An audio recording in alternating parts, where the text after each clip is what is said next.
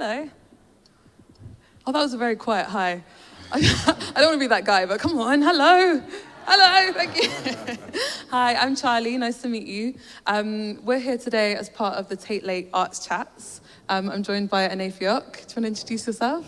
Evening, everyone. Nice to be here. I'm Aniefiok, a writer and storyteller from South London, and whose work tends to talk about the nuances of Black British communities and looks to pull out, I guess, the different elements of our cultures and communities, which links nicely into what we're about to talk about and the exhibition at large. Yeah, absolutely. I mean, I want to get your sort of take on the exhibition just quickly. Like, what did you like about it, and how do you feel like it did relate to your work in some ways? Yeah, I really loved the exhibition. I didn't know it was going to be as expansive. When you step in it kind of, I think I'd budgeted like, in my head, I was like, oh, this should take about 45 minutes. And then it took about like 2 hours to really go around everything, which was really nice. And I think what I really loved about it was because, of course, like Africa, when you say Africa, you're literally talking about thousands of cultures and communities within that. And I think it was nice that the exhibition really teased out some of like the specifics of those things. And I think really would give us a nuanced insight into how Africa has existed and how it exists today. And I think in terms of how that relates to my own work, I think being, I guess, a product of that, my mum's from Cameroon, my dad's from Nigeria, and I think being able to, I guess, being in Britain and never really being able to visit places and see the kind of stories about Africa that they would tell me teased out in an exhibition like that, I think was really important. But I also think Africa hasn't necessarily had a chance in Britain to almost define its own narrative, and I feel like the exhibition really did that, which I guess we'll talk about. Yeah, beautiful. I mean, have you spent much time in the countries of your family's origin, like in Cameroon or in Nigeria? No, I haven't actually. That's another reason why I really love the exhibition. I went to Ghana in 2019, oh, right.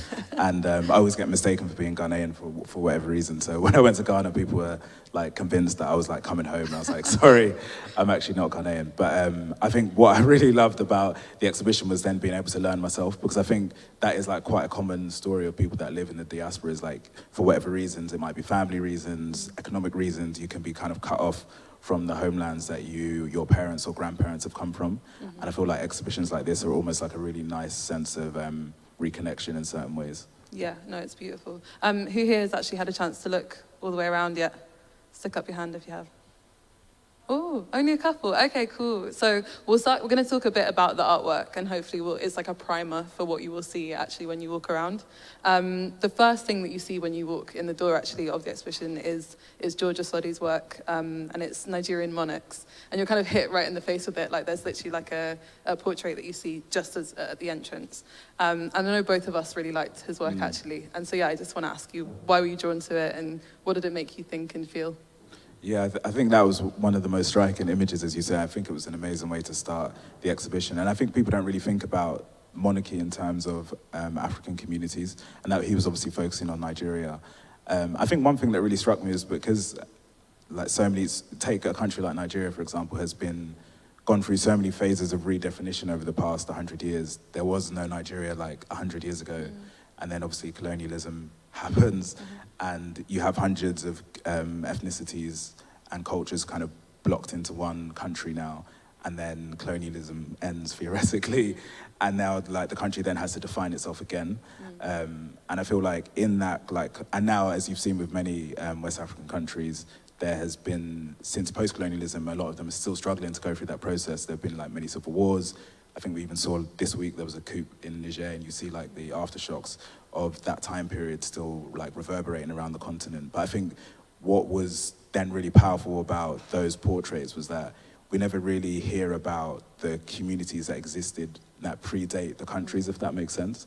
So those, some of those images, they were spotlighting traditions that have been at work for hundreds and hundreds, if not thousands of years. So I think it was nice to see that through line that often gets lost as like that redefinition of these countries has happened over the past 50, 60 years. So that was really powerful to me, because you got to kind of see how these places and how these communities and cultures have existed throughout time, despite kind of the barrages that they've taken along the way.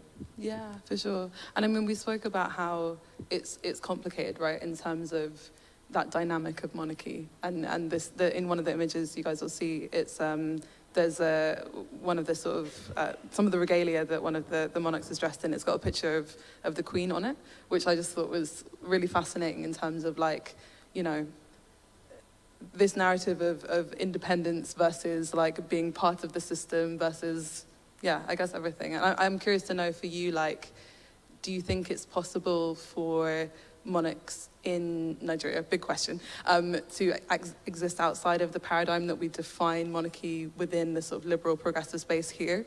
Like, do you think that they can truly sort of exist as like a net positive for society in that context? I think so. I think where my dad's from in Nigeria, he's from a place called Akwa Ibom State, which is like down towards the south, like south of the country. And I know they still have like kind of those monarchy systems there where there'll be like a chief of the village, and then people who have issues in the village will go to the chief to ask to kind of solve and settle certain issues. So I think it depends, I guess, on like how much the community are involved with the monarchy without getting into that too much. But I think like that's where I think you can see some of the differences and maybe where some of those nuances can be, where they play an active role within the society there. I think that can be a key and is a key difference, I think, at times. Yeah, absolutely. This brings us neatly on to your work, which we can see on screen here.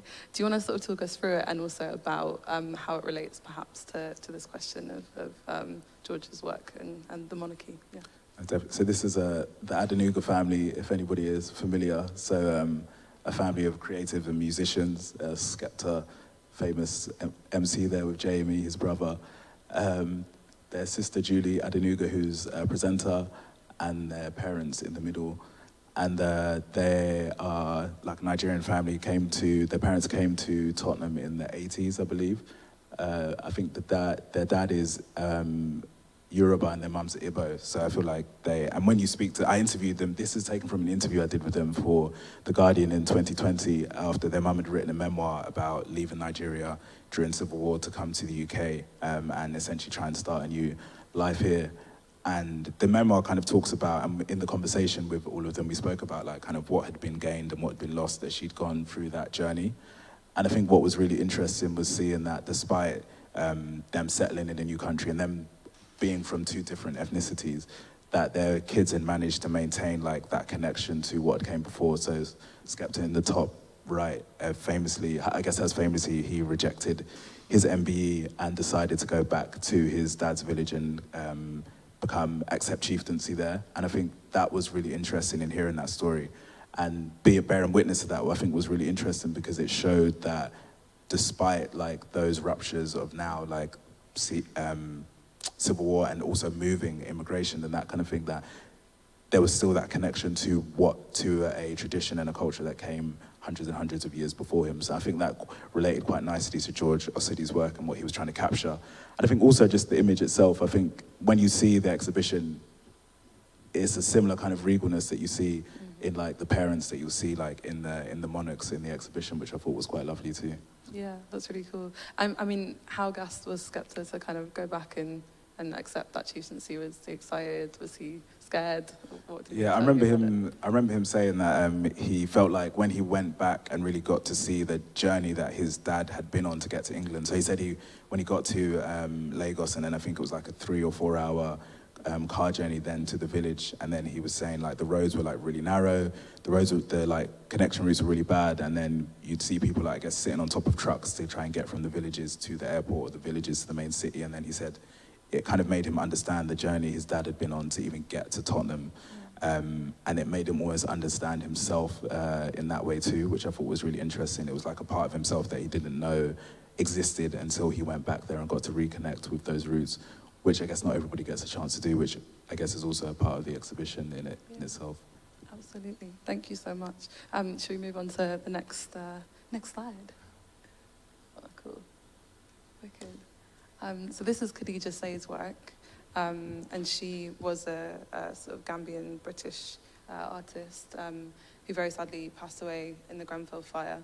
And yeah, I was drawn to this one partially because I've done a bit of reporting on it, but I know that we both sort of felt a connection to this just because it's, you know, it's beautiful, but it also sort of tells a story, as you said, about these connections and these threads back to the homeland.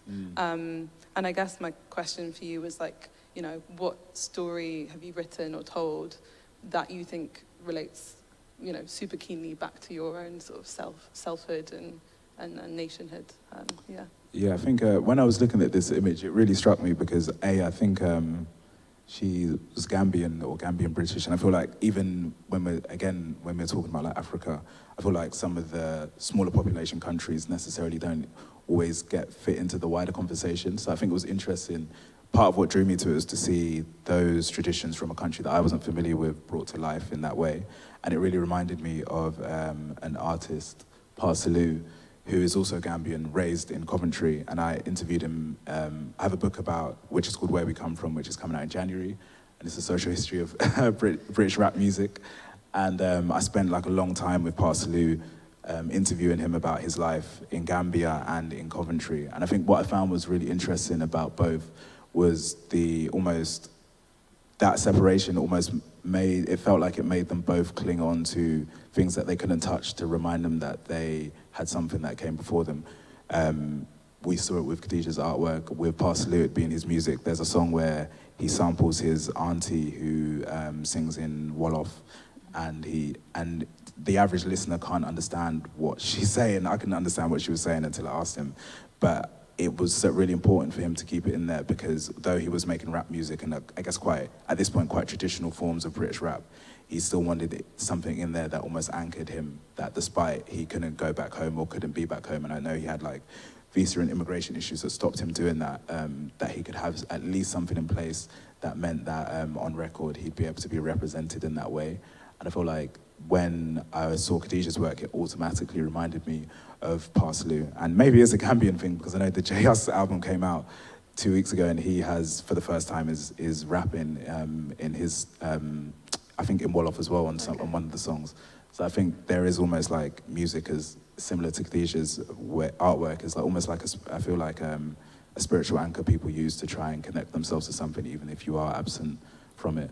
Yeah, that's really beautiful. Do you find when you're sort of interviewing a lot of the people you speak to for the book and elsewhere that you end up speaking about the spiritual? Does that come up a lot, do you think, for Black British people? Yeah, no, definitely. Even in conversations with my friends a lot, because I think that I think for many reasons, but I think there is, I think music and art, there is, for many creators, there is that spiritual aspect. But I think also on just a search for yourself, I think that naturally leads you down those roads. And I think as Black British people, those are always going to be questions that we have. I think on reporting the book, I met people whose great-grandparents had come to the UK, so they were like 3 or 4 generations in. And then that question of like, who am I, becomes even more pertinent and takes up a lot of space in their minds, because it is quite difficult if you're 3 generations born here, but you still feel like you maybe belong somewhere else. And so I feel like music is always a way to almost help people bridge that gap. Yeah. Because as I said, even if you can't physically be there, you have something that resonates within you that reminds you of that. I think some things like food are also like maps of culture, but I think music specifically does that. Yeah, that's really beautiful. Thank you for sharing that. Should we move on? So, the next artist that we wanted to speak about was LABRUM. I'm pronouncing the name wrong, so apologies in advance, but I think it's Kaganye. And I guess we were kind of interested in, the attempts that we make at rediscovering ourselves, as we've kind of been speaking about already, and specifically this artist, because she kind of layers herself into photos of her mother, I believe. Is that right? Yeah. This really struck me, because I think there was something really personal about all of the images. As you say, she was like kind of layering herself into photos of her mother, and some of the photos, they actually look like quite alike. Yeah, they really in a lot of ways. And I think that is, I imagine, when I was looking at the exhibition, I thought that must be like quite a nice source of strength to see that you can see yourself in your parent even if they are no longer here. And I guess it is again that kind of search for self in a way, especially if you feel confused or you feel lost at any points.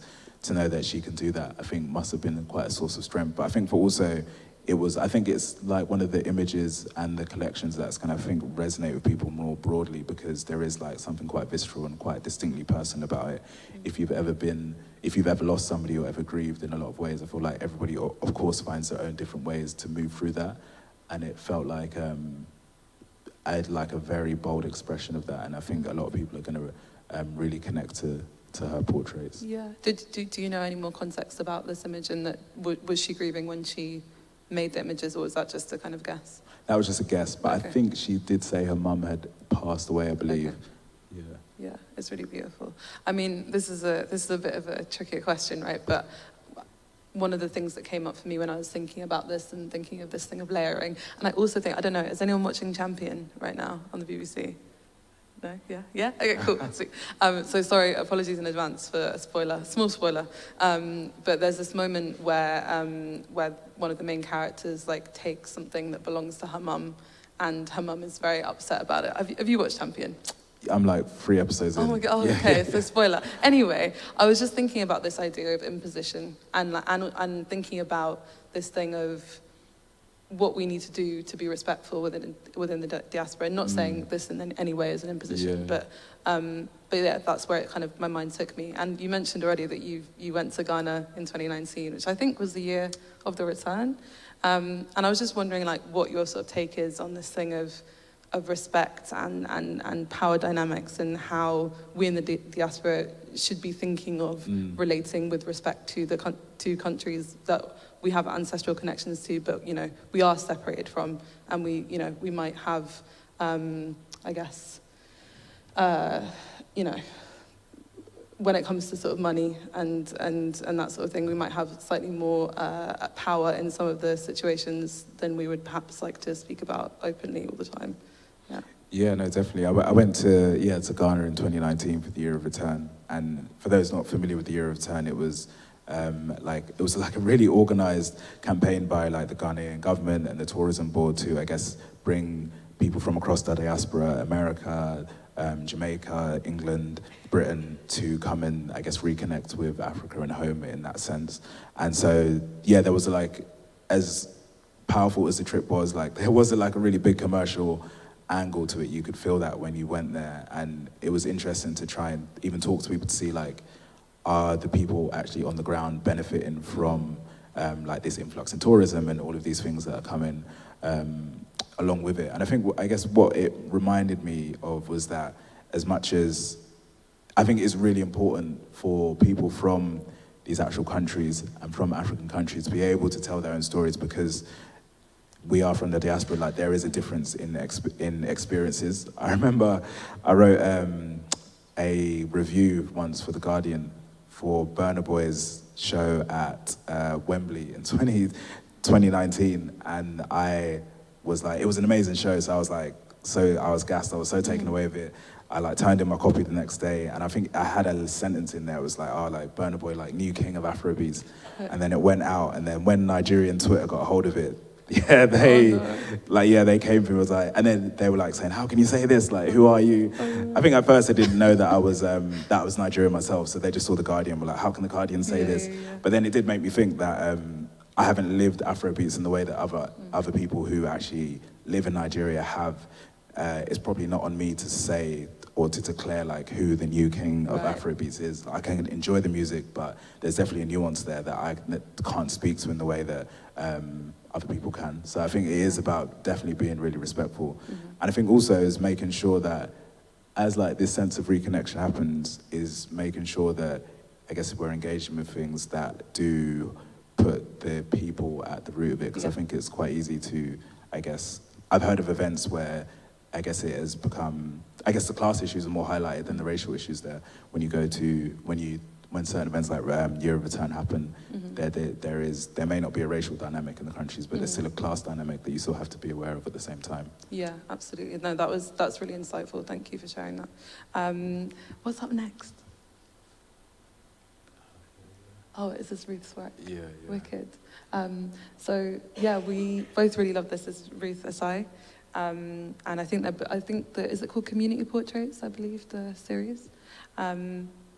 And yeah, I think you were drawn to these images because you liked sort of like the Nollywood influence. They're kind of taken in a studio setting, but like with really bright, colourful backgrounds.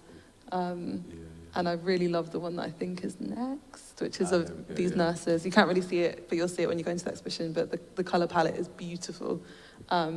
And yeah, so yeah, tell me why you like these images and what they made you think of. Yeah, I really love these collection of images. I think the main thing was, it was just to be able to see people as they are. I think a lot of times with black storytelling in general, like there can be like a lot of sensationalism. And I think there was something really pure about these pictures, and people aren't actually really doing anything of interest in a way. They're just kind of nurses going about their day. And I think it was nice to really show people like just as they exist on a day-to-day basis. And I think then you really capture like the humanity of a community and a group of people when you do that. I think the Nollywood influence is really interesting to me as well, because growing up, yeah, Nollywood was like a huge thing in the house. So like whenever like a parent or cousin would go to Nigeria, they'd come back with like stacks of Nollywood DVDs, and then we'd sit and watch them. But it's only as I got older I realized like the impact of that. It was, especially living in England and living in Britain, a lot of the stories you'd hear outside of your house anyway about African countries, African communities, were never coming from the communities themselves, and I guess lack that nuance to be able to tell something as nuanced as this. Whereas Nollywood, I think, was one of the only places where I'd see, whether it be African directors, African actors, who are communicating on their own terms. So I think that's like why I love the Nollywood influence, and then just like the backdrops and the colours, which I think was reflected here too.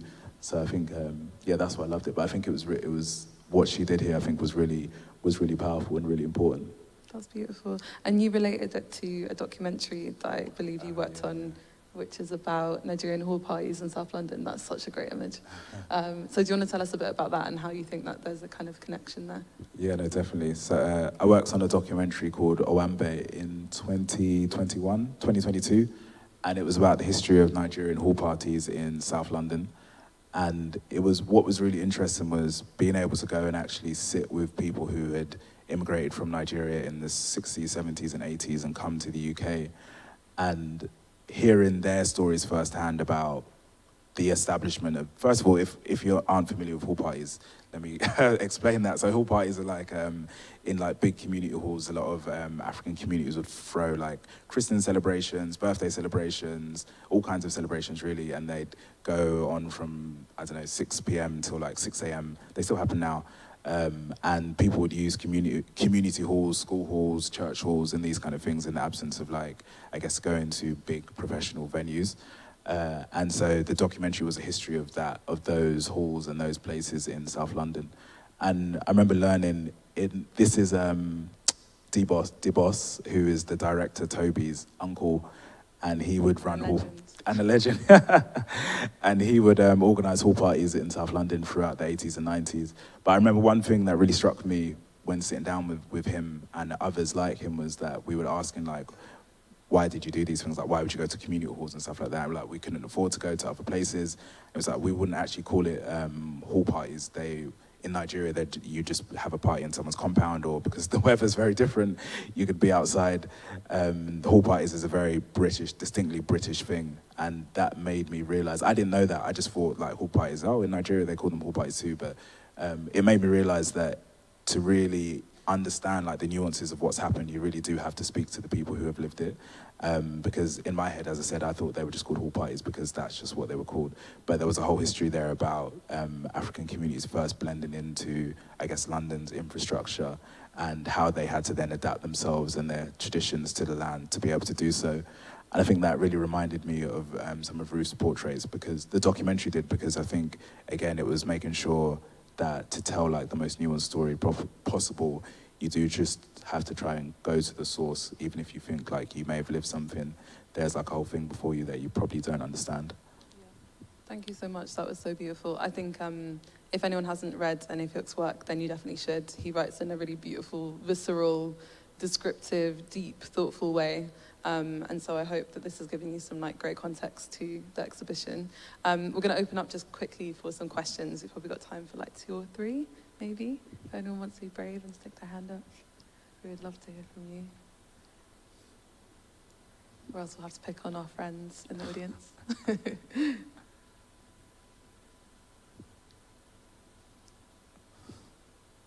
Thank you. Do we have a mic?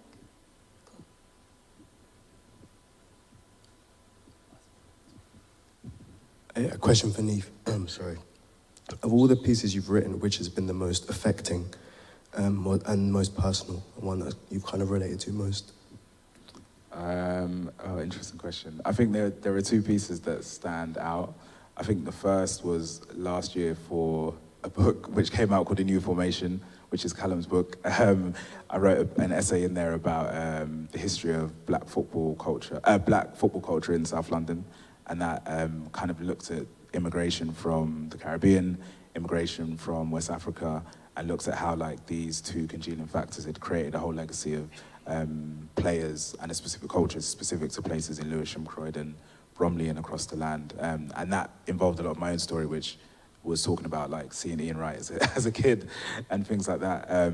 I think the second piece is I wrote a piece about J Hus, who we've just been speaking about, and it kind of looked at how his music, to me anyway, is almost like a culmination of the elements of everything we've been talking about of like diaspora. He like is a Gambian guy born in East London who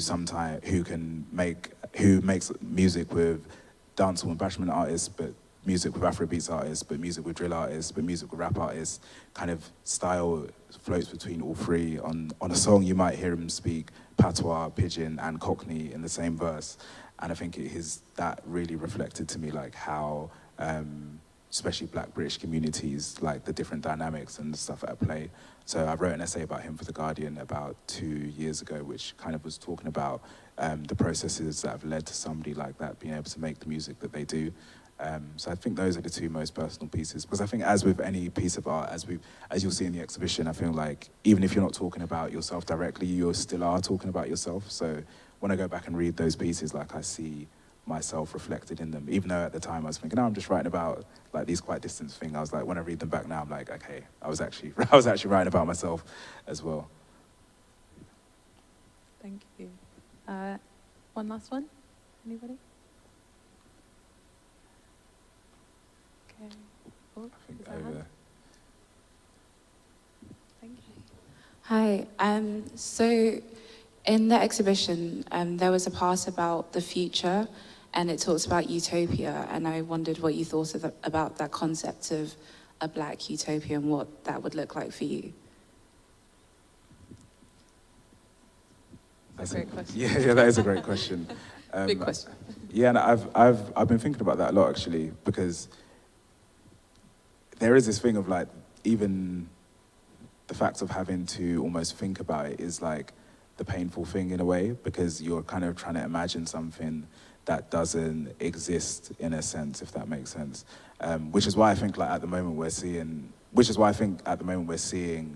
whether it be films, even films like Black Panther, which I think resonate with people so much, is because I guess like they have managed to reimagine something that doesn't exist currently, or reimagine some like a country that exists without like the past 200, 300 years of history. But I think in terms of like a utopia, I think I try to think of it, because it can be quite, I guess, frustrating to think of it on that really broad scale, is to try and really bring it down like close to home and as personal to me. So what would my own, I guess, personal black utopia look like? And it would just be about, I guess, like the community that I'm trying to build like around myself, and whether that from family to my friends to my work, I think like that's what my kind of personal utopia would look like. And then I think if everybody tries to do that, then you eventually build into something broader and bigger than that.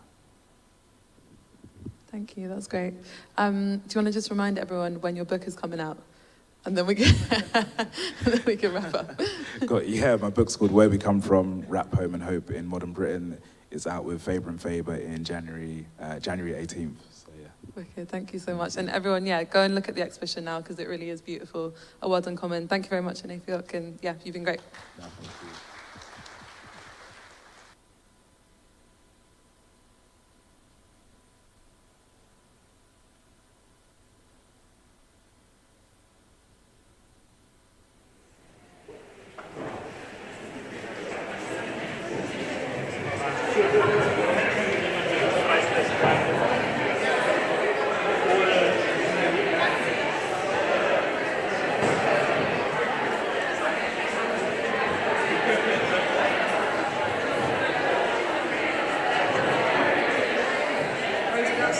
Right, so move. Yeah. Do the pull-up and then you just...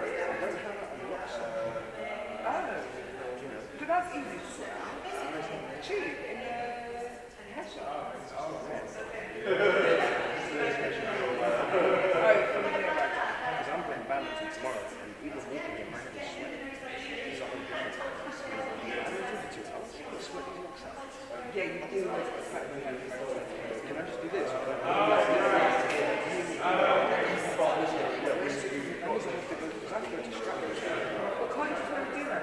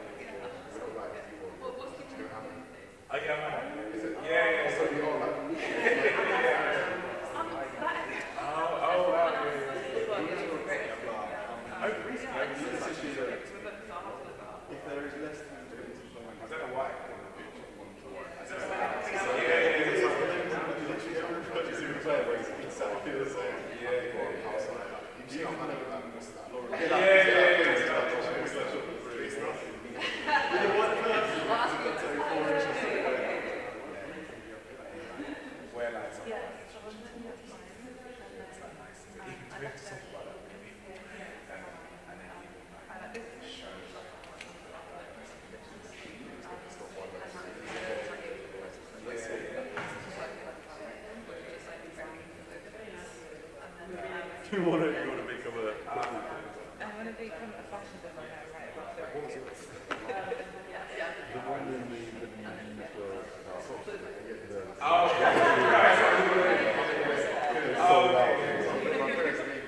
sold out like globally. I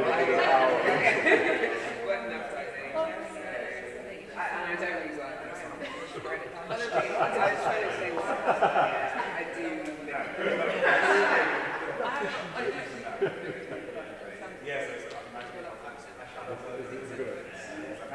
I get paid. I enjoy.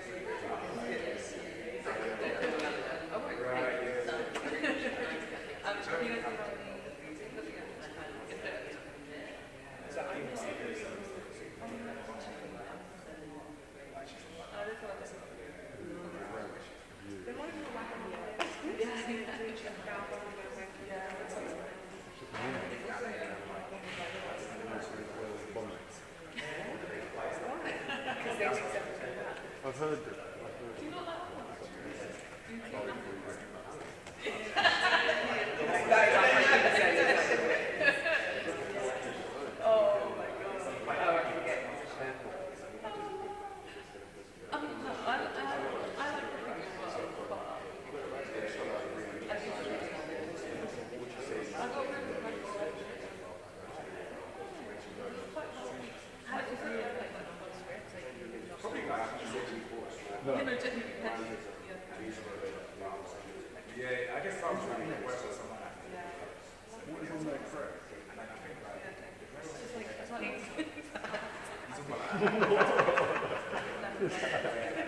The cream or something.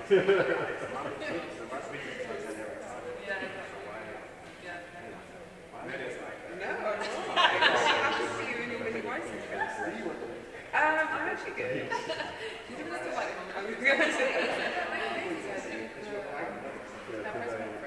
Well, actually, I was like,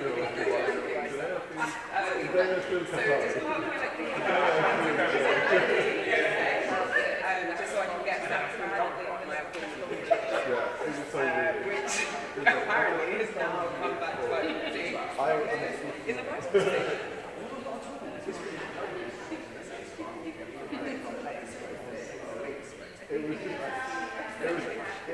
Someone's written about it.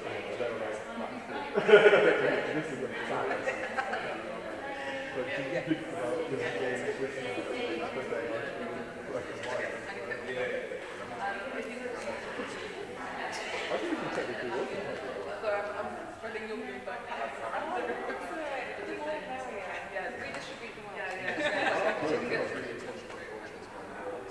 So there's waves of orange about gets you in. I have to train my soul to run like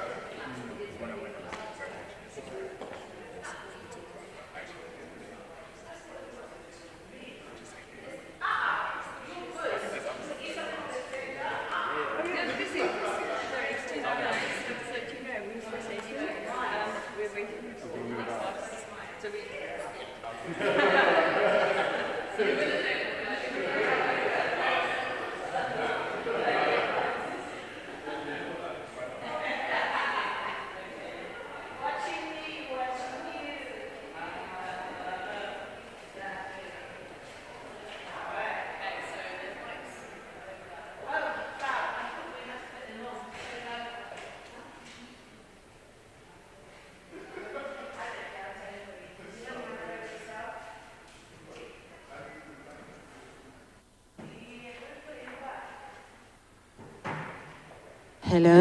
Wow, this is loud. Fab. Hello? Hello?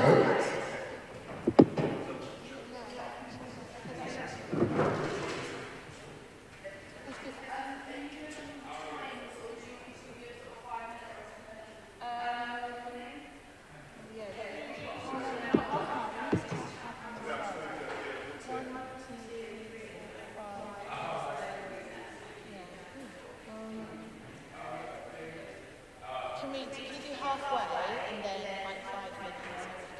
15 minutes and 5 minutes, just because we'll try not to get carried away. Yeah. Ask for some questions. I'm trying to make it a bit more fun. But we basically, we're going to talk about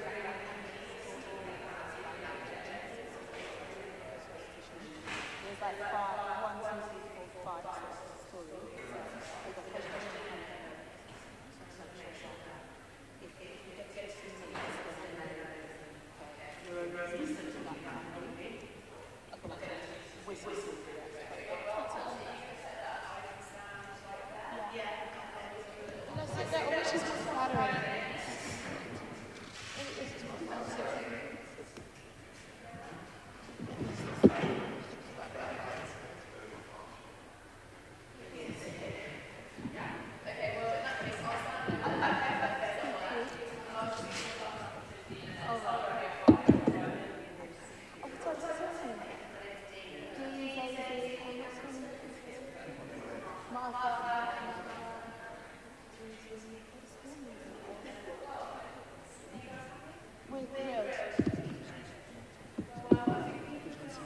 Hello? Yeah, please.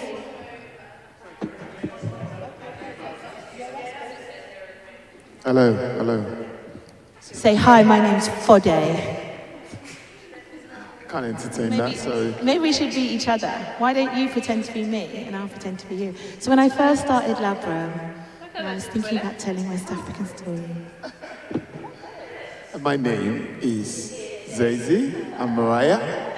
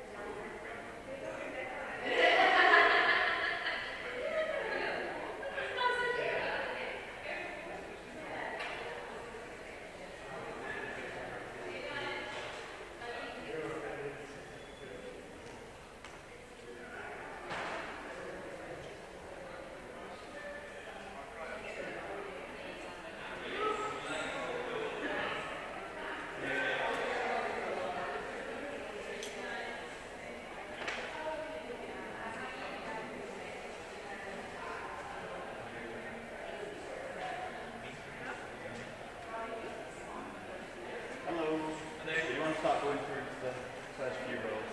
Like reduce the level. So, just the first few rows. Just going to fill them up first.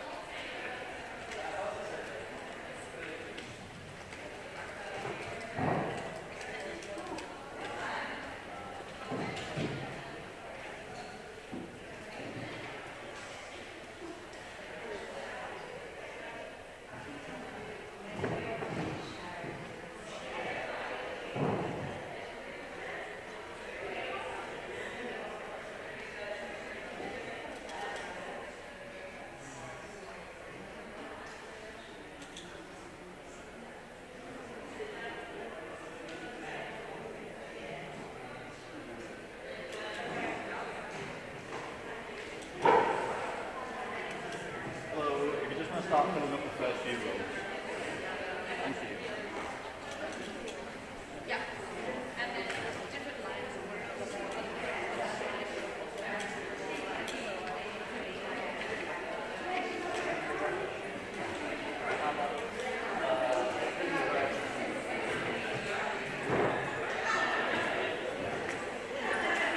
If you just want to start filling up the first few rows.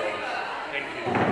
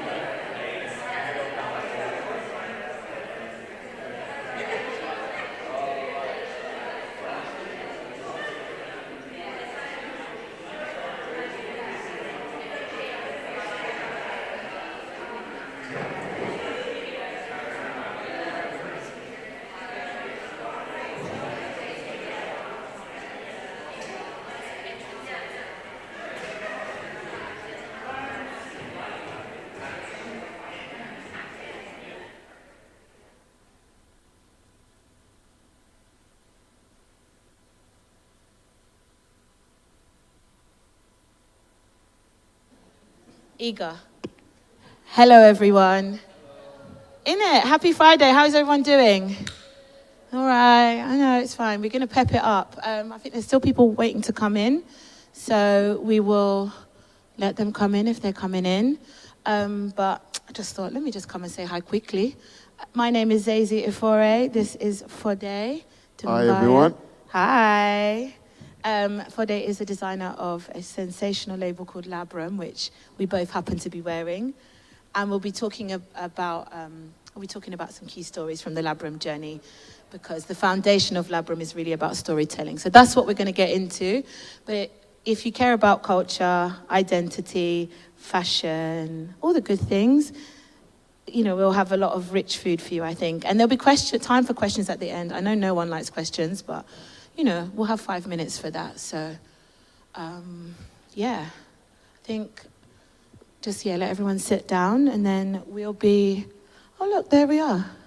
Yeah, we'll be good to go in like a minute or so.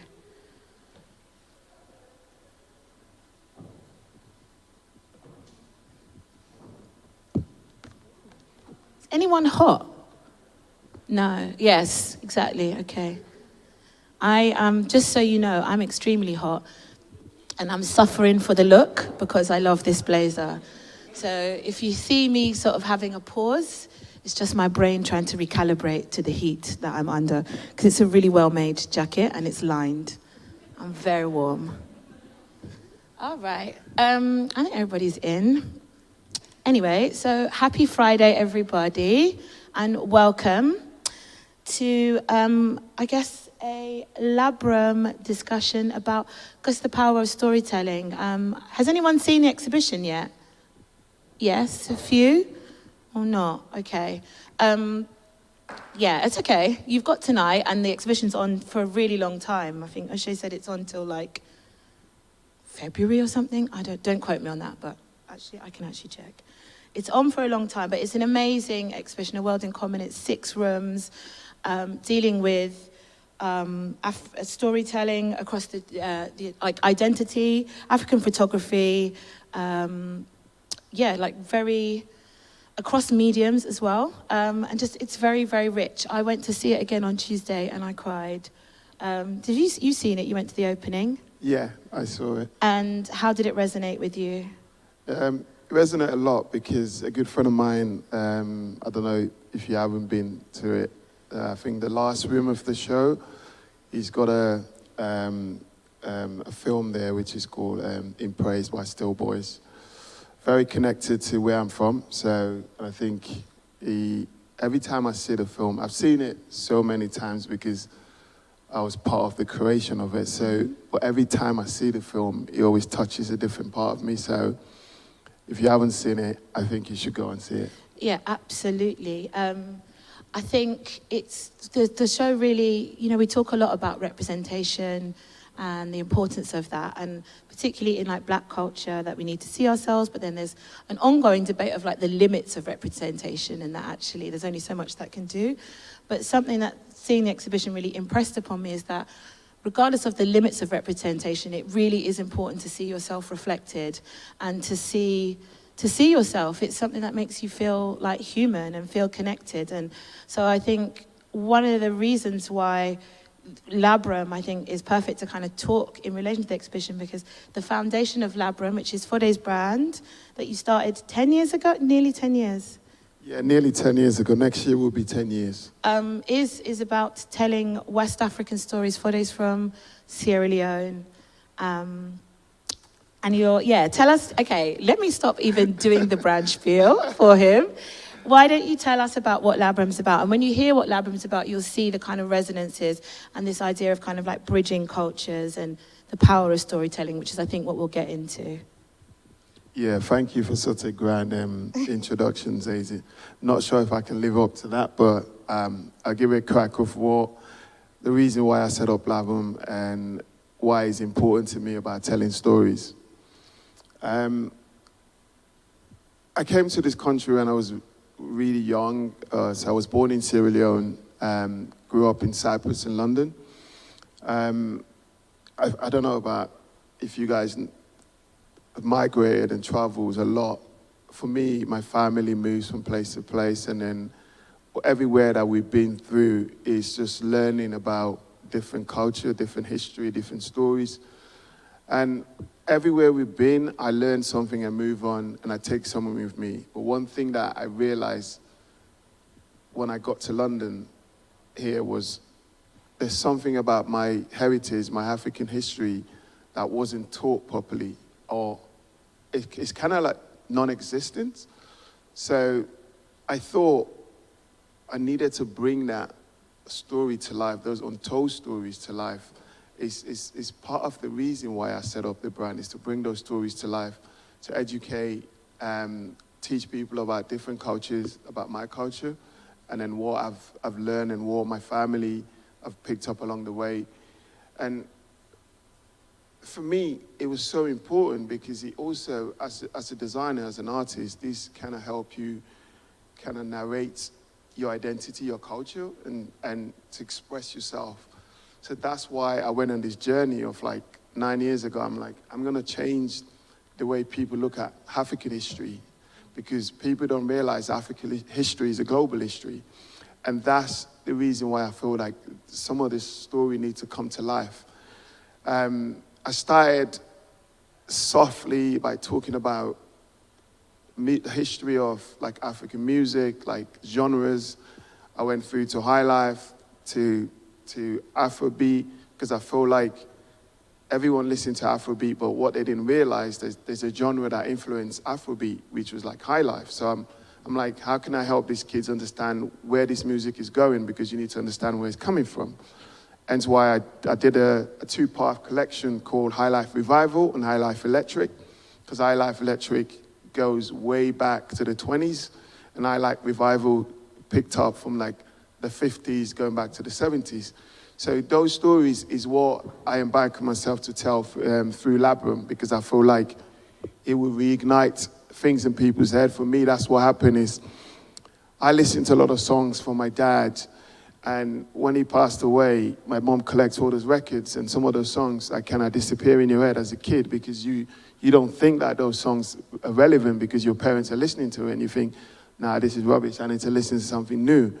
And then fast forward, I went to a party with a friend of mine, Pete, and he was DJing, and he started playing all these old High Life songs. And one of them that he specifically played was Sweet Mother. Yeah. And then if you know that song, so I was like... It's a banger. Yeah, he's a banger. Prince if you're an African. Nico Mbago. Yes, exactly. Look it up. So, yeah. We could sing it. Sweet Mother, mother, I never forget you. For this suffer when you suffer for me. Yeah. Shout out to whoever was joining in. Love you. Yeah, it's a tune, and that, like, just for context, since we're having a storytelling cipher, like that song, I grew up here. I'm from London, but my parents are Nigerian, and very heavily involved in Nigerian culture in London. So there were lots of community groups and hall parties every weekend of my life. From the day I was born up until, I would say, until I left for uni, actually, was spent in some sports hall or wherever with our people in some hall party. And that song, without fail, was played every time. Like, that's just the anthem. It's a bit like, I said this to my friend Karen, I think the English equivalent might be, well, for the old school heads would be like, don't you want me, baby? Like some kind of like feel-good banger that is old, but it still hits. It's like that. It's like every party. Your first collections were inspired by High Life. Why? Yeah, I mean, we just talked about why it's so evocative, but I am curious as to like, what is your origin in terms of saying, this is my world, this is my culture, and it's so important to share it to me. Like, what does culture do for you? And what does like creating culture do for you? That's a really important question. To me, it's everything, because people are able to express themselves and also not only express yourself, but also bring different culture together. Mm-hmm. Because one thing that I feel like we're so lucky in London is like, it's so diverse. It's like, you never understand or appreciate the diversity that we have here until you travel. And then you think you're in London. Oh my God, true. Oh my God. Honestly, yeah. I remember the first time I went to Ethiopia, I did a documentary for the World Service.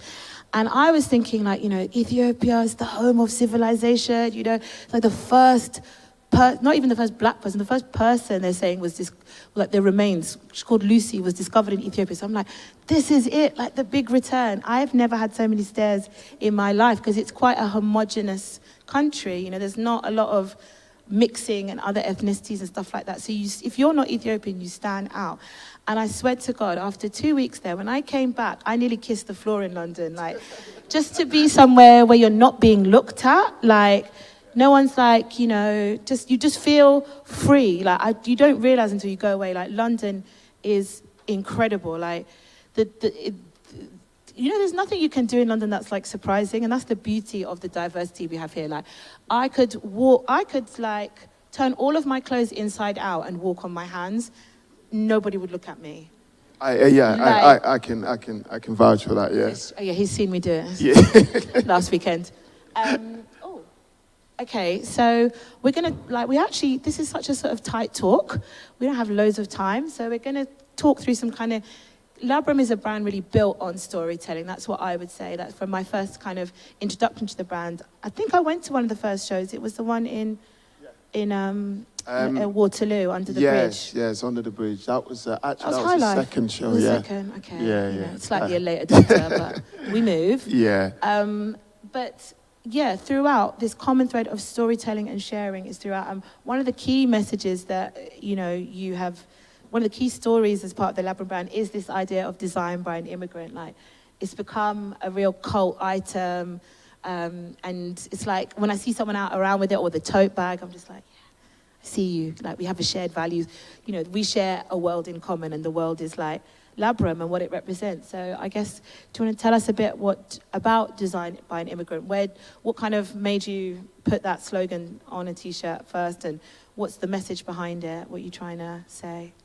To be honest, it's not just a slogan. Like, people, I think, for me, it was something that I wanted to create this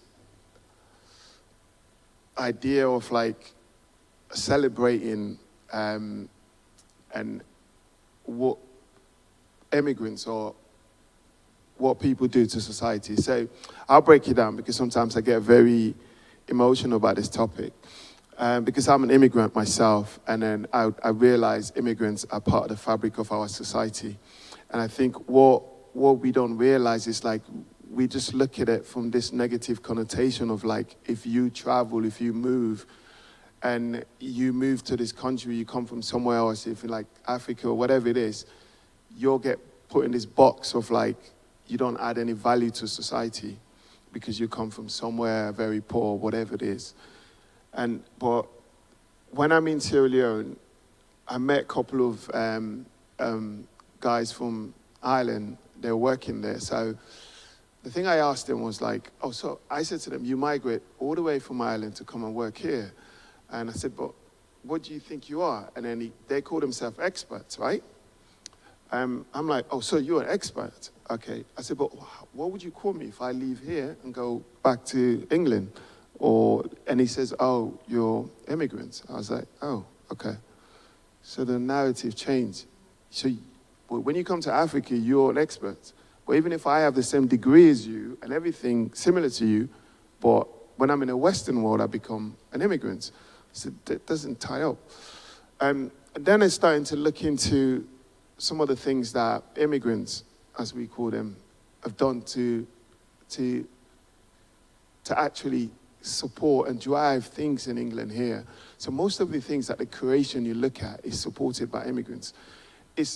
We don't celebrate it enough. And I wanted to go after that and celebrating the beautiful things that they do, not just about that negative connotation about how the media portray them to be. It's more about, can we lift them up? Can we showcase the work they do? That's why I started this whole thing, Designed by an Immigrant. When I was in Copenhagen, I showcased my work, and this lady, like, she worked for Chanel, and then she came up to me. She said, where are you from? I said, I'm from Sierra Leone. He said, no, I mean, where are you from? He said, you don't sound like you're from Sierra Leone. And I said, well, I'm from Sierra Leone. He said, well, you sound like you're from London. I said, yeah. This is, so I consider you as an immigrant because you moved for this. Yeah, he said, well, have you looked at it, an immigrant and a designer? So that plays into my head over and over. It's like, do you celebrate that? You don't celebrate. And I'm like, this is someone white that's telling me that I don't actually celebrate who I am. That is crazy, because normally the reverse happens, is that someone asks you where you're from, and you'd be like, I'm from London. They're like, no, where are you from? And it's like, no, I'm from London. I was born in St. Thomas's. They're like, no, where? So shout out to the lady from Chanel. Yeah, shout out. Let's give her some connotation for her. We don't know her, but let's clap for her. We love that. Because I think both that example and also you talking to the expats, to my mind, kind of really underscores the power of storytelling and why what you're doing with LABRUM is so important, why art is so important, because it's about framing, like the connotations between, the difference in connotations, between expat and immigrant, If you put on the head of the Sun, the front page of the Sun now, you've got 400 expats coming in tomorrow. No one's going to have their knickers in a twist, because that somehow connotates that these are people that are going to add value, that they're going to have good jobs, that they're going to spend money here. 400 immigrants arriving tomorrow, everyone's going to start pulling their hair out and tearing their singlet. And it's like, it's this nuance and it's this kind of power to kind of reclaim a language or create your own language that I think we all have to know the power of and use it, because otherwise you sort of fall victim to this language, and it's really important for you to define yourself. That's what I love about wearing LABRUM. I work with Foday. I'm an artist and a broadcaster, but we kind of work together on creative projects. And for me, clothes are very emotional. I don't know about anybody else, but it's like something you put on your body, and these are things that kind of make me feel strong day to day, kind of remind me of who I am, what I stand for. It's like reinforcement, and I feel like that when I'm wearing LABRUM, because it has a message. It's something that I can believe in. And speaking of message, let's talk about the anomaly, because tell us about what is the anomaly, first of all, and then I will tell you how far the anomaly has traveled, thanks to Foday. It's a banger. Yeah, I'm going to give you guys a short version because I know we're literally going to run out of time. So normally it's some of an early form of art which was created back in Sierra Leone in the early, God knows, 1800 or so. Literally, this figurine is like the oldest artifact from Sierra Leone. And they were sort of statues that everyone had. You know how I don't know, we don't have them so much here, but you might have good luck statues in other kind of cultures. Normally it was like that, and it's the oldest. It's the oldest, and it's a lot. People say it's a lucky charm. So farmers find it behind their garden, and normally they picked it up and then put it at the back. They think it yields the farming, they get good produce. And also, when I was growing up, our parents used to put it under our bed or on the window and saying to you, don't worry, go to bed, I'm going to turn the lights off, and you're safe. So that I've carried on with me all throughout my time. And then I realized what LABRUM is about. It's about bringing people together. It's about uplifting people, guiding people through journeys.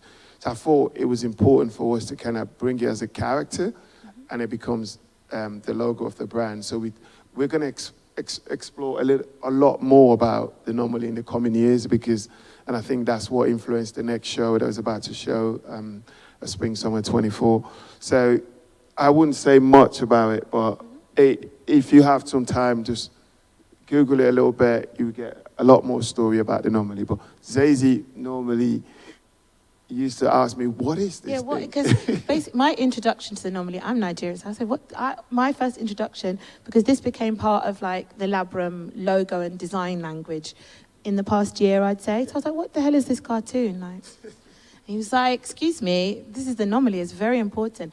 And I had to go and do my homework. I said, okay, wow. And it's when we had the mayor of Freetown explaining to me the significance of the anomaly. And the fact that, it goes from you wanting to put this as a new part of the LABRUM design language, part of a new logo. Then on the right, that is the LABRUM installation that was in Selfridges. Is it still there? Yeah, we're taking it down next week. Okay, so you've got a week to go see the anomaly. Go touch the anomaly for good luck in Selfridges. We also give, so for context, I got an awarded. This is big. For context of the anomaly, so this year I'm the recipient of the Queen Elizabeth Award for Design in London. Exactly. Thank you, everybody. So because it means so much to me, and the King awarded me the award, so I also gave him back a anomaly character that we created for him to say this can guide him through his reign as a king. So he's really appreciate that. So we're going to bring this to life a lot more, and I think in 2 weeks we're doing an installation in Copenhagen to again narrate the story about the anomaly. So we're blowing up a big giant anomaly because I explained to them the story about it and the significance of it, and because they've joined force with another fashion company in Copenhagen, they feel like this is going to bring good luck for them to work together. So that's how it's moving. And yeah, and I think that movement is the key word here in terms of storytelling, because it's how ideas can kind of travel. So you have, you know, Foday, who's grown up with this little anomaly underneath his bed. He's put it on clothes. Now it's in a major department store. Now it's in the hands of the King of England, you know, who presented you with your award. And it's a big deal, that award, very prestigious. Everybody and their dog was there. David Beckham, who incidentally, side note, was trying to flog his new honey. Very weird. But it's just the power of that, like, you know, we are, in day-to-day life, we're experiencing, we're living in a world that's dictated by other people's stories. And so what I love about LABRUM is that you're kind of, you know, you're putting another ripple in the ocean, and you're sending the traffic the other way, you know, and it can go very far from just a kind of like what I thought was like a fun little mascot. I was like, oh, it'll look nice on stickers, to something that's actually, to my mind, I would say that's like cultural diplomacy, you know, like the King Charles has this in his house. Speaking of traveling, talk to us about this. Right, a couple of years ago, I was lucky enough to design the Olympic kit for Sierra Leone. How this came about was a weird journey. So I went back to Sierra Leone after years of disappearing. I went to did a marathon for Street Child, because I run a lot of marathons and half marathon. And a friend of mine said to me, she's going to Sierra Leone to run a marathon. And I was like, Sierra Leone? You're going to marathon? He's like, yeah. I was like, why? And he told me why. And because they're raising money for Street Child. I was like, I want to get involved. Mm-hmm. So I went with her, and we did the marathon. And I ran the marathon with a couple of like really young kids. At this point, I was working at Nike. But all of them ran the race barefoot. And this is me sitting in London. I have over 300 pairs of shoes because I work for Nike, and you just get given this for free. And I think that touches me, and I was like, no, I need to come back. So I went back. When I came to London, I spoke to a couple of my friends and my boss, and I collected quite like 60, 70 pairs of shoes. So I went back, and then I did this run with them, and I didn't tell them what the run was about. Mm-hmm. It was just like, let's do a run. I said, I want to run with you guys to see how far you run and the things that you do together as a community.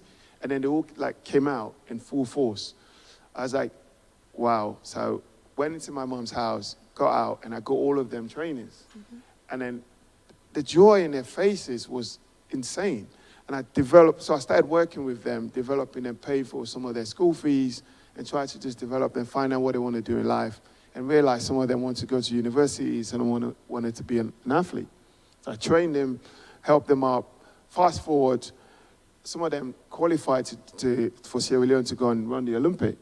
And that's when the Minister of Sports realized that I was the one that was actually paying for their training and everything.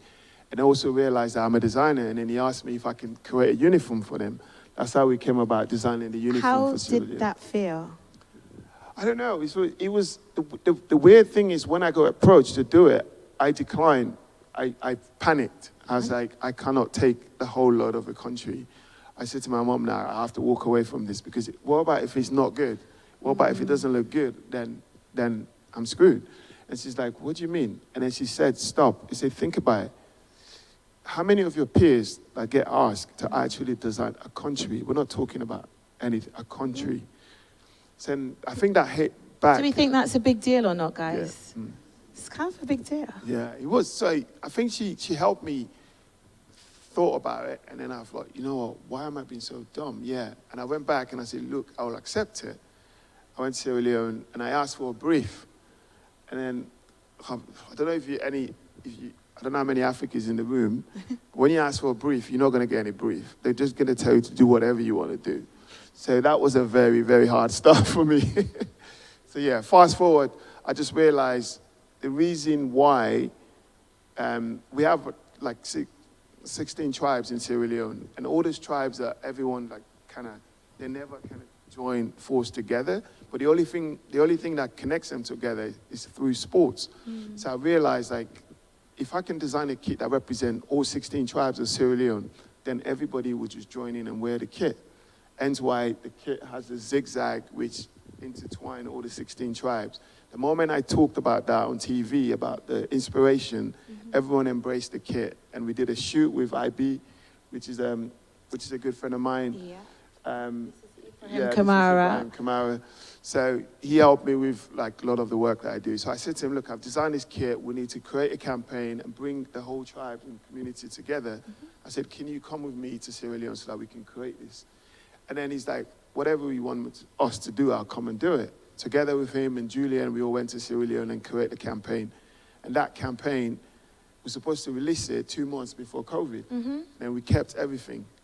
And then what happened was, because we were supported by Converse, and they asked us, this beautiful film and the stuff that you've done, can we bring that campaign back to life? Because the Olympic was postponed. So we released that campaign and everything just went wild. Yeah, these are beautiful images. I don't know if anyone knows who IB is, but he is one of the top stylists in the world right now. He's editor-in-chief of Dazed and Confused magazine, artistic director of Off-White, and has like styled Beyonce, like he's everyone. Vogue Italia. He's really like very iconic, to say the least. And I think having someone of that visionary talent to kind of push this story and recontextualize it and give it this I think heritage, but with a real twist. Contemporary twist is incredible. And then talk to us about it being on the cover of Dazed and Confused. Yeah, so... and all this started from you running a marathon back home. Yeah. It just tells you where, like, sometimes when you give, sometimes you don't expect anything back. But it's just like, for me, when I give, it's not like expecting anything back. It's more about, can I shine a light on someone that probably need that?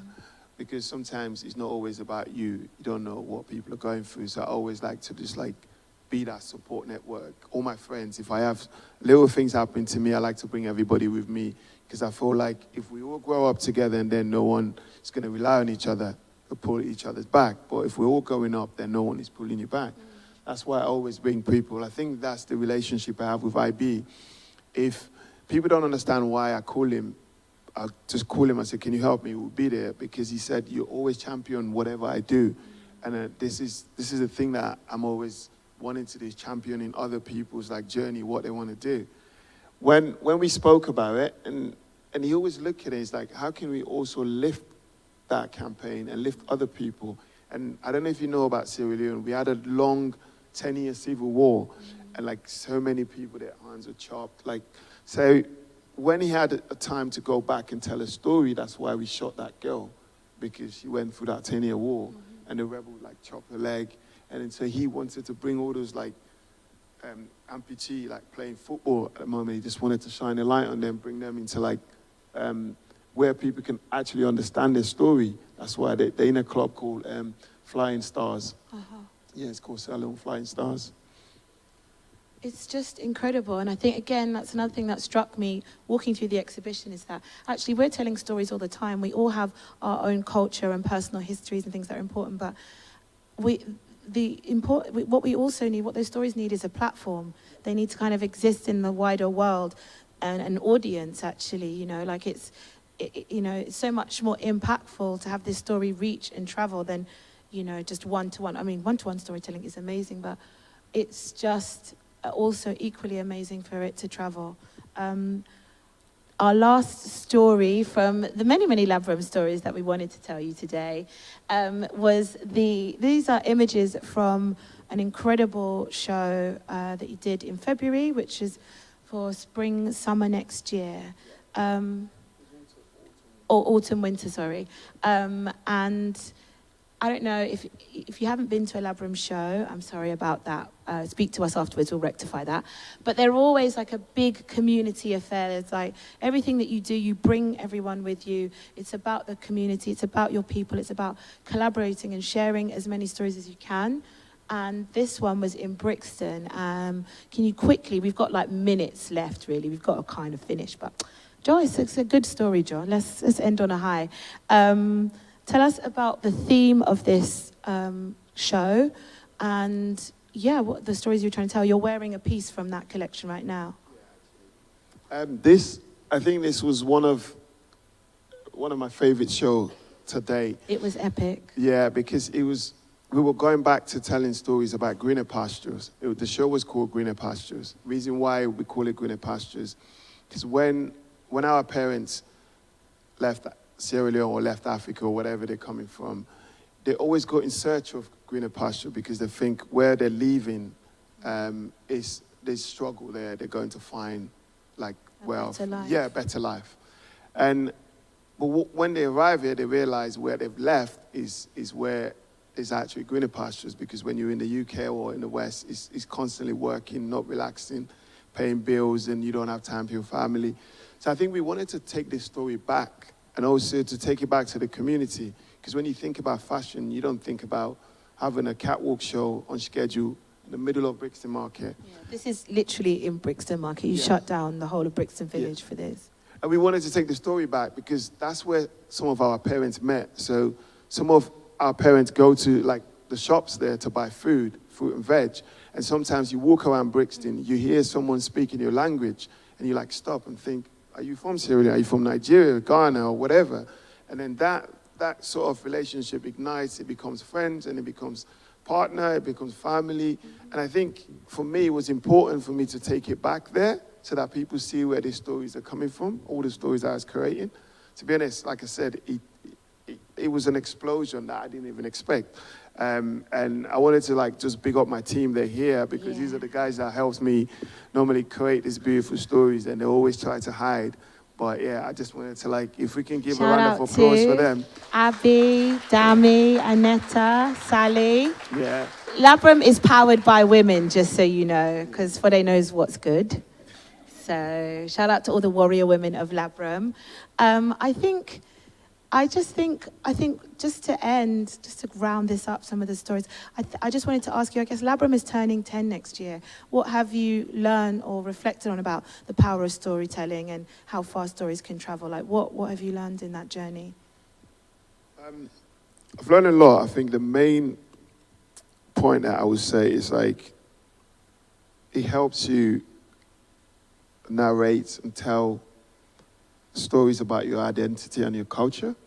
That's one thing I've learned, is about how you bring those stories to life and how telling stories or that actually derive from where you're from, you don't realize how much it inspires and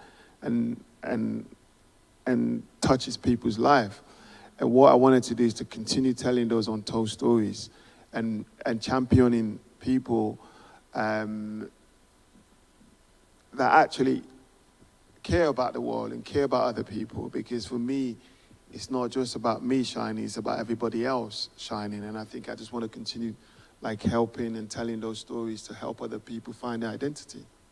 It's so beautiful. I just occurred to me, I've never asked you this, but was there ever a point that you sort of felt, oh, no one's going to care about this, or my story doesn't really matter, okay, this little thing that we do back home, did you ever feel like that? Nah, because I wasn't telling it for anyone to care. I was just telling the stories that I feel like if I miss it as a kid, maybe it might help another kid that think, oh, maybe he looks like me and he's telling these stories and he's in these spaces that I don't see myself.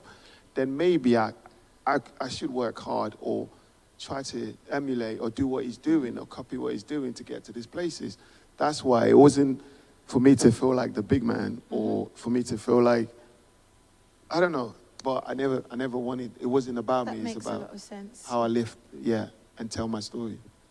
A purpose-driven man, ladies and gentlemen. How fabulous. We've got time for like literally half a question, if anyone has any questions. If not, oh, get one. Thank you. That was swift.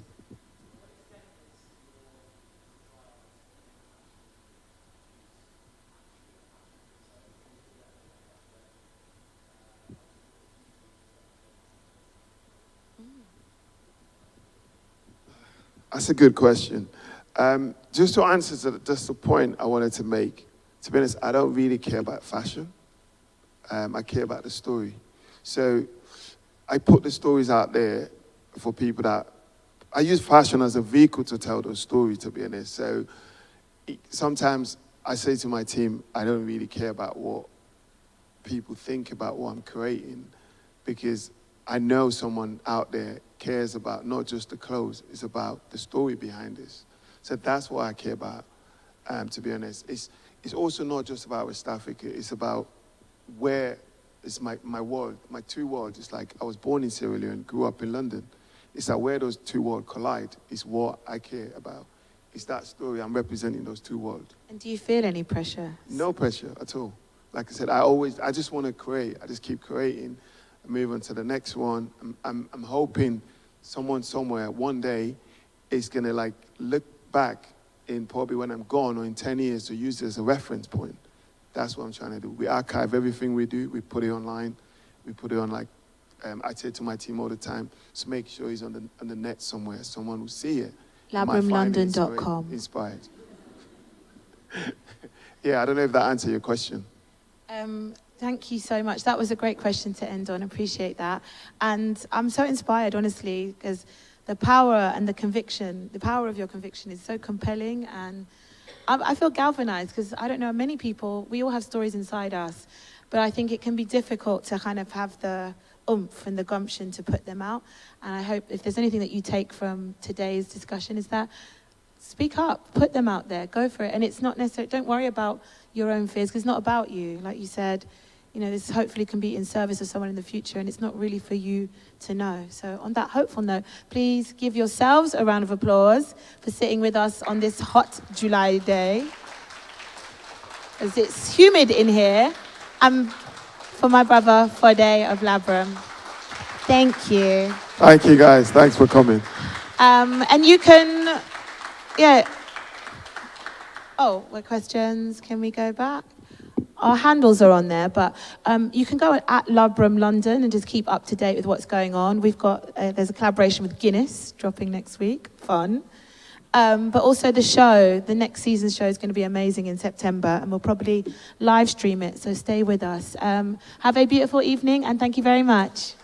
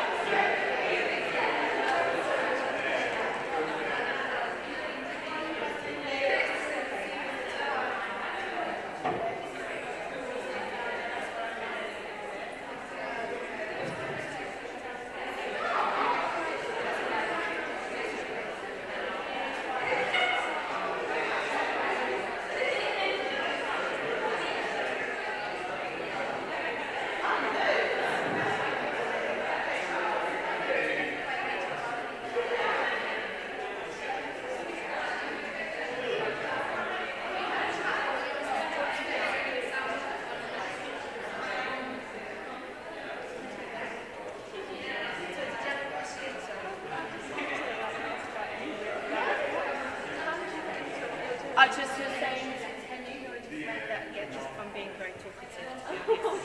But also it was a long time ago. But I started off with magazines actually a long time ago. Yeah, I think that was my first thing. And I got into telly, and I hated telly. And then it was radio. Radio is my favourite. So yeah. Well, that's what I was just about to say. Like, I feel like, you know, nowadays, like there's podcasts and stuff like that. Anyone can do a podcast with their phone. But I would say you're young. I look younger than How old are you? Oh, that's extremely young. Yeah, you do look younger than you are, but Tree was extremely young. So I would say that there's like good community stations that actually have equipment. It's much better than. This is the engine of LABRUM.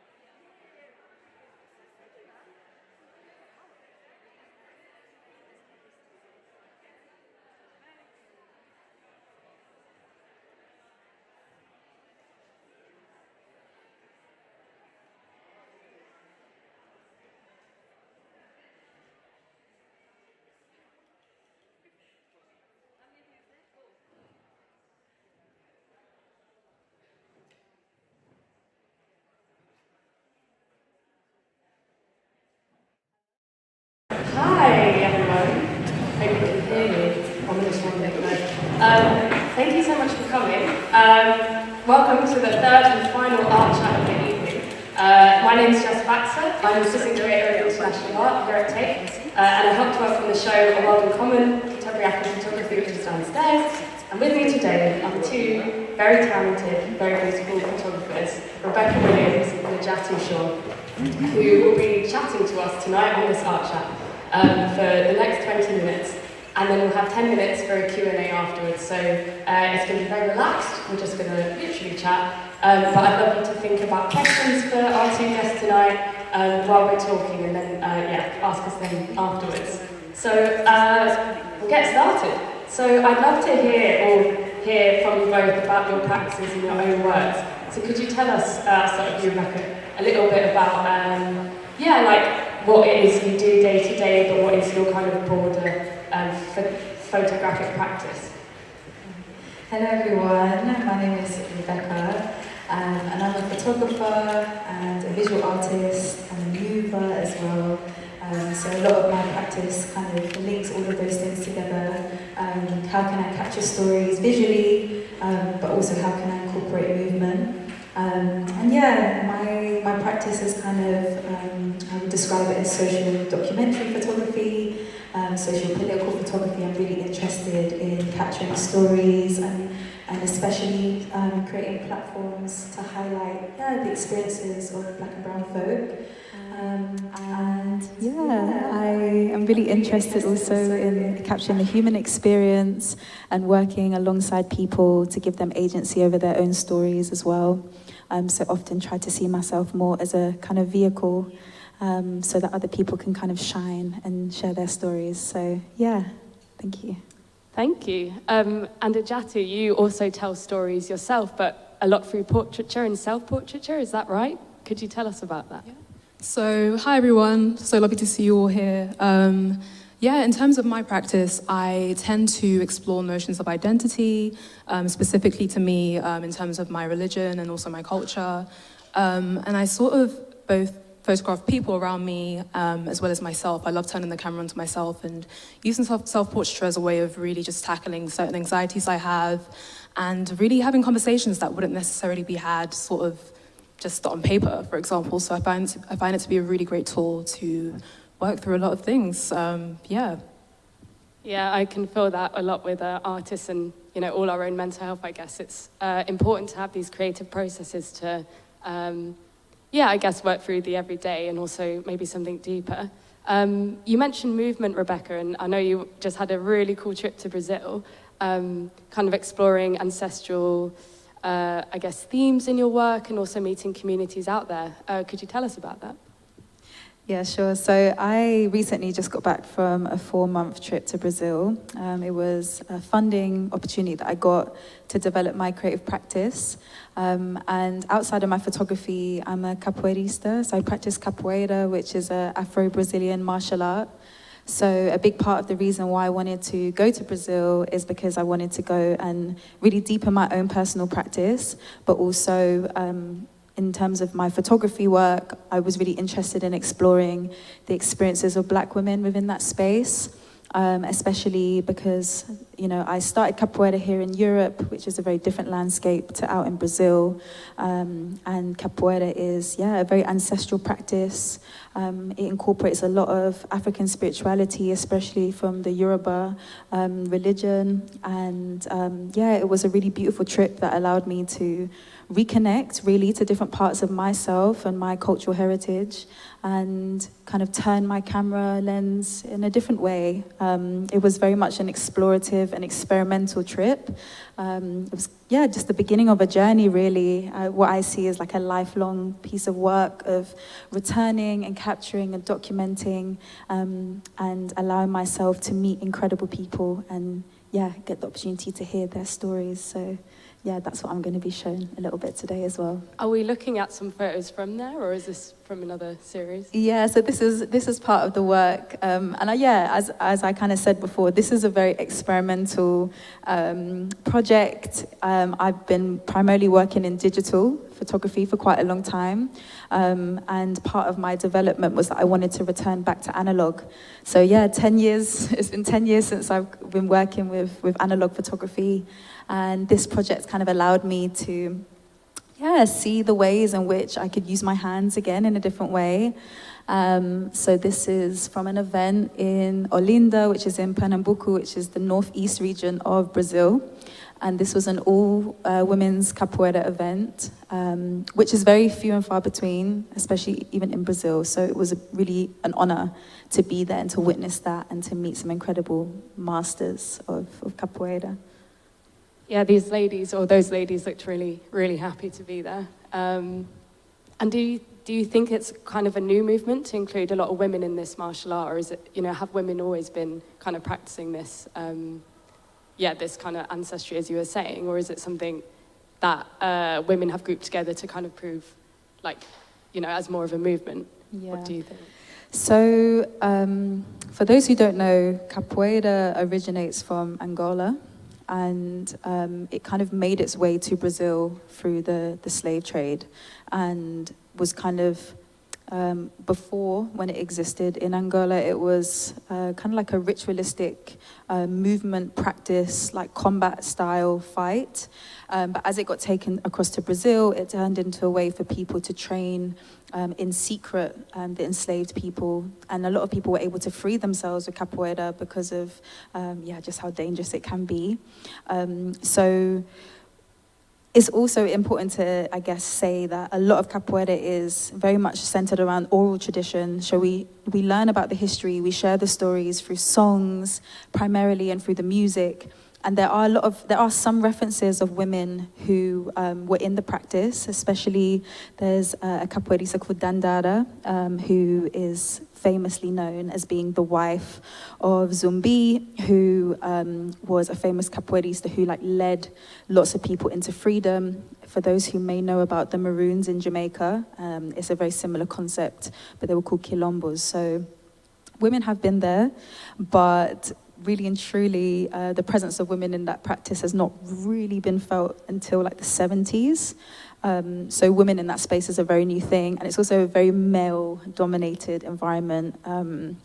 And part of what was interesting about this work is that I was able to also talk to a lot of these masters and these women to learn that, there's also a lot of violence within those spaces. So I think, women are still quite new in a way, but we have been there. We have been there. Yeah, of course. And is masters the word you would use then to describe, obviously that has masculine connotations, but is it masters you say? Yeah, in Portuguese it's mestras. So you have them, mestros and mestras. So it's slightly different in Portuguese, but in English, it would be masters. Could we see some videos of it maybe if you had? Sure. Oh, first, what is this? Could you tell us about this? We have a big part of capoeira is also, as much as it is the movement, as I said, we have a lot of music, and that's how we tell stories. So there's certain instruments that are played, and this is the atabaque, which is a type of drum, which kind of is like the soul, is like the heartbeat of the rhythm. It kind of keeps the melody going, keeps the beat going, and is one of the key instruments that, we have in capoeira. But I do have some...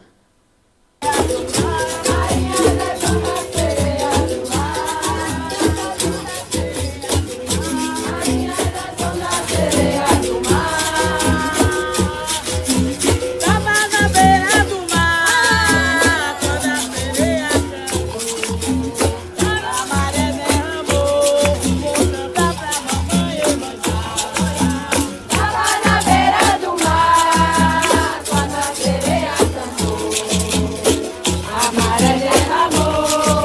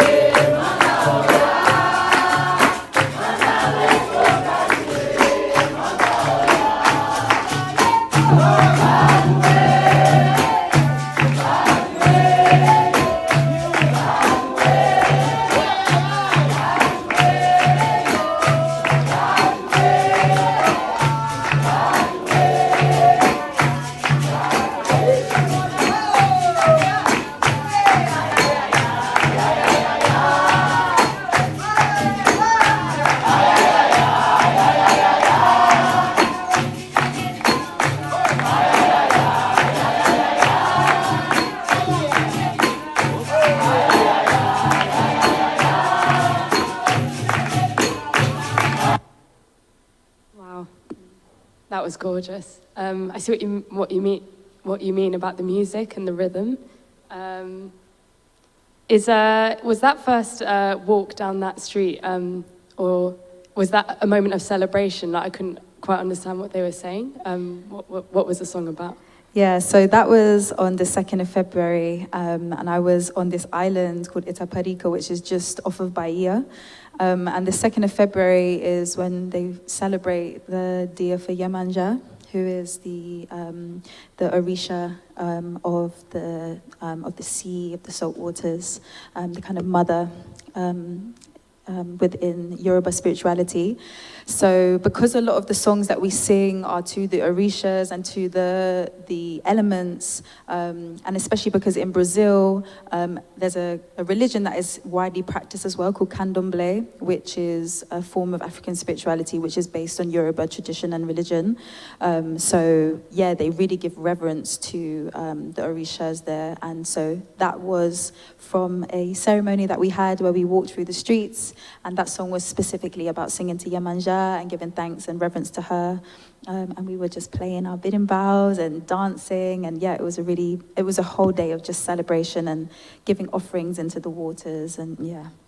Amazing. We have the second room in the exhibition, shameless plug, but is all about African spirituality, and there's 4 artists in there.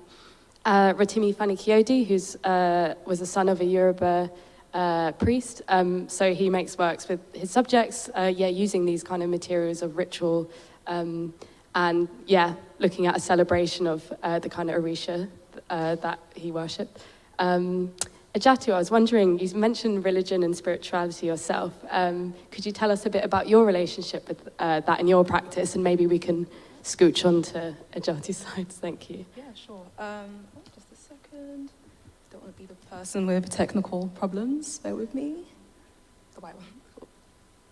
Thanks. There we go, yeah. I think I'll skip to this image here. So, in my work, I do tend to, as I said, explore religion. And in my particular case, it's Islam. And the tribe I'm from is 99% Muslim. So I tend to just sort of explore sort of the rituals and the different overlaps that both culture and religion have. And something I'm looking at quite closely at the moment is this idea of grief and how my particular culture deals with it. And I had a very personal moment of losing my dad. Sorry to start with a dramatic sort of thing. But so I basically had to sort of deal with the grieving process in a very, I guess, different way to what I would have wanted to do, because in Islam, you're supposed to bury your dead right away. And I sort of really wished I could sort of fly over to Sierra Leone to be there for the funeral, for example. So it's just these different rituals and things that are already in place, that have been in place since our ancestors and our elders, and things that actually they do work out better, because when you have the culture behind you, when you lose someone, it's quite interesting that everything's sorted out for you. The burial's sorted, everything's paid for. So I guess what I'm exploring is this sort of dynamic where I'm very much just struggling to deal with loss. I'm struggling to deal with sort of the cultural things I don't necessarily agree with, but those cultural things are also in place for me. So it's just this constant conflict. So this is a self-portrait I took over in Sierra Leone. And in a lot of my work as well, you can sort of see the sort of spiritual elements present. So at this point, I actually had typhoid fever. I just felt like during this trip back home, I was really going through it. So not only am I dealing with loss and grief, but my body's being attacked as well. And I just really wanted to capture this moment in time through a self-portrait, because that's really what I could do at the time. I had my phone camera on me, and I just felt like this is the only way I can express what I'm going through. And I'm glad I took this picture, because I can look back at it, and first I've gained some weight back, thank God. I've gained some weight back, and I also feel a lot better than I did at the time. So it's quite a nice record. Yeah, I'm really glad to hear that. I mean, I don't think we should shy away from grief. I think, it is a deep thing, but we experience it, everyone does, and it's inexplicable. There's no words for it. And I wondered if through photography, you're able to express grief. What is it about taking particularly a self-portrait? Did you feel relief at any point of this photographic process? How did it help you in that moment, do you think? I think what might have helped especially is the sort of process I use, because I shoot analog as well, and I'm sure you found that it's quite helpful, like taking the photo and almost forgetting about it. And especially in this case, I didn't want to deal with the imagery, so just sort of taking that snapshot at the time and dealing with it later was quite therapeutic for me, because there is this like record of something that has happened, but I don't have to face it just yet. So I feel like, yeah, the process that I sort of go with really does help in terms of dealing with such heavy matters. Yeah, for sure. I've done a lot of talking at you separately, but I wondered for 2 more minutes if we could, if you both had a question for each other about, I think, you know, we met the other day, but if you've had a chance or to think about each other and anything in the slides that prompt a question, would you like to ask Ejatu? Yeah, sure. I guess I'd be interested to know, like, within your own personal practice as a photographer, like, where do you see that going? Do you feel like the way that you even approach your own personal work has like changed a lot recently, and what is the kind of direction you'd like to see that work go? Really good question. I guess it would help if we looked at some of the older work. Yeah, I feel like I'm just going to continue using photography as a way of coping, and also as a way of sort of building and rebuilding relationships with people around me. So for example, I took this self-portrait as my mum when she was around 18, and it's sort of with the context of her being so young, moving to the UK for the first time, and just sort of trying to get into her head and understand how she's feeling at the time. And for me, this activity really helped me get closer to her. So I think I'm just going to continue using photography as a way of finding myself, but also, yeah, just working on my relationships. It's a very personal matter for me, and also quite autobiographical. So yeah, I think I'll be taking photos forever. How about yourself? Oh wait, I have a question for you actually. Oh, I was just going to say that's really wholesome and nice that you do that for your practice. And also that Rebekah, who I mentioned to you, is an artist in the show. She takes self-portraits and then, or she copies her mother's portraits of her mother and superimposes them over the portrait of her mother. So I can really see a similarity here. You're both gorgeous, by the way. That is such a cute photo. Yes, would you like to ask a question? Yeah, my question for you is, 100 years from now, if someone was to find your archives and find an unseen image, what do you think that image would be of, or what would you hope they would find? That's a good question. What would it be? I guess I can just only speak about this new project that I've embarked on, especially with this exploration of capoeira, and kind of the main reason why I was drawn towards doing that particular project is because I realized that a lot of women's experiences, especially Black women, within this practice, which is African, it's a Black martial art, it's an African martial art, is very under-documented. And so, you know, trying to find archives of their experiences, their existence, and their contribution is sometimes quite difficult. So, yeah, the point of this project really is about replenishing the archive and allowing people in 100 years' time, or, you know, whenever that is, to be able to find that work and say, like, oh, you know, we were there, we did exist, and it'll be interesting to see, like, how that has shifted and changed over the course of time. But yeah, I just hope that people would look back at that work and see themselves, or for it to just be a reminder that that is a space that is inherently theirs to reclaim and step into. 100 years' time, Tate exhibition of both your works. How about it? Yeah, hopefully. Thank you so much, both of you. Can we give our speakers a round of applause, please?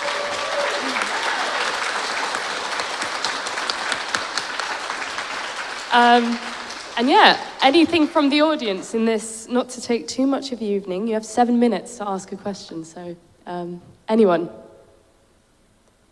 We've got a mic coming to you, so just hang on. Thank you. Hello. Question to Ejatu. I know you mentioned that you take photos on analog cameras. I wanted to ask, why do you choose analog over other formats? Why did you go that way? And do you think you would change in the future? Oh, good question. So I have changed in the future, I guess, because I had a moment of like being strictly analog, like I guess you were as well. I was obsessed when I first started shooting on film. And for me, I just enjoyed, again, like as I said before, that not having to look at the image and kind of being surprised by what I've taken. And I really enjoy sort of hand printing as well, just really spending time with the imagery and treating it as like an art object as well, like seeing that physical sort of proof of what I've created. So yeah, I guess I'm going to delve even more into the analog and be in the darkroom a lot more in the future. Maybe try out some like large format photography as well. So basically, it's getting more expensive to do so, but we'll find money to do it. Anyone want to fund these two lovely ladies? Please come to me afterwards. Thank you very much. Any other question? We've got one at the back here. Oh, there is. Yeah, this is a question for the panel. I guess with the advent of AI, how do you feel about incorporating AI into your work? Do you feel like threat with your creativity and incorporating AI into your practices, especially with photography and things like Mid-Journey and so on and so forth? So what would you like to do with AI, and are you at threat with AI, and how can you incorporate it with your practice? Thank you.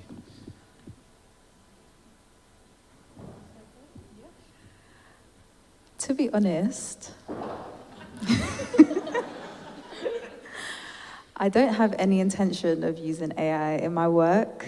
I don't have anything against AI, but I think for me, the reason why I take images is so that I can feel closer to reality and also have a bit more of a say in how stories are told. It's also just a big part of my expression, so it's very much rooted in me being able to be as engaged as I can and also be able to work with other humans and allow them the space to also have input. So I think because my work is so human-centered, it's so people-centered, I don't really see AI becoming a part of that personally. Maybe ask me in 100 years, it might be different. But for me personally, yeah, that's not something that I've given thought to and may not for a while. Not even like ChatGPT for like applications? I don't know. It scares me. I feel scared by AI. I don't know what I'm particularly scared of, but yeah, I think for right now, I'm just going to enjoy really, being invested in them. What about you? I'm warming up to the idea of AI. So for example, Photoshop have a new AI feature, and for my commercial work, it has been very helpful. Like, there's just certain things that my clients want me to retouch out, and the AI feature just speeds things up 100% more. But in terms of personal work, I think I always separate my personal practice and commercial work quite well. And yeah, it's always going to be analog and quite physical and quite like, this is what I saw at the time, and this is what I've captured when it comes to my personal work. Unless there's like light leaks and elements that happen in the process. Yeah, that makes sense. It's so people-focused, both your work, so no robots just yet, I guess. Sorry. We've got, one more question, I think, yeah? Thank you so much. I just wondered, do you ever feel the pressure to be political or controversial because you're depicting people's lives? Do you feel that weight and responsibility? And do you feel like you're, as young Black women with this form of expression, that you have to carry the voices and you hold that responsibility, and that then pushes you to be political, controversial in any way? Or can you just merely exist in your expression? That's a really good question. Really good. I feel like as Black photographers, our main responsibility is just making sure we're not contributing to, I guess, how dangerous photography has been in the past. I think, well, that's my main concern anyway, just making sure that I'm being as ethical as possible when it comes to representing my subjects, and just making sure they're represented as honestly as possible and without any sort of malice behind the photographs. Just being aware of photography as a tool and how it might have been used in the past, and just ensuring that stories are told, whether it's the story my subject wants to tell, or whether it's something that I'm relating to that I want to put across. But it doesn't necessarily have to be political in my case. I just want to be a good person and at least do that. Yeah. Yeah, I would say I would echo everything that you just said. And I guess something that I mentioned before is like, within my practice, I just see myself as a vehicle, and I try to give the people that I photograph as much agency as possible over their own stories. Less about me coming in and kind of placing them in places and saying, okay, you know, I'm going to photograph you this way, and this is the kind of story I want to tell. There's a whole kind of process of building rapport and also having to build connections with people so that, first of all, they know who I am, they know my intentions, which I think is really important for me whenever I go into a space with my camera, for people to know my intentions. And yeah, to work with them, to allow them to tell their story. I guess I just have the kind of skill set. But yeah, I kind of just see myself as a vehicle. And in terms of being political, I think it's not a choice that I make, but because of the themes that I focus on within my work, it just is political. And my existence in itself is also political, you know? So I think I can't shy away from incorporating politics into my work, but it's not the forefront, but it's always going to be there, I think. Thank you so much for sharing that. I think that's it. Unfortunately, we have to close this session, but I wanted to thank you both so much. It's honestly been so nice talking to my Croydon girls. If anyone's from Croydon, then that's a connection we all have. Yeah, thank you so much for coming. Thank you for joining us, and thank you to Dee, our lovely interpreter, and the AV team. Yeah, please go and get a beer or a nice soft drink and enjoy the rest of your Fridays. Thank you. Thank you.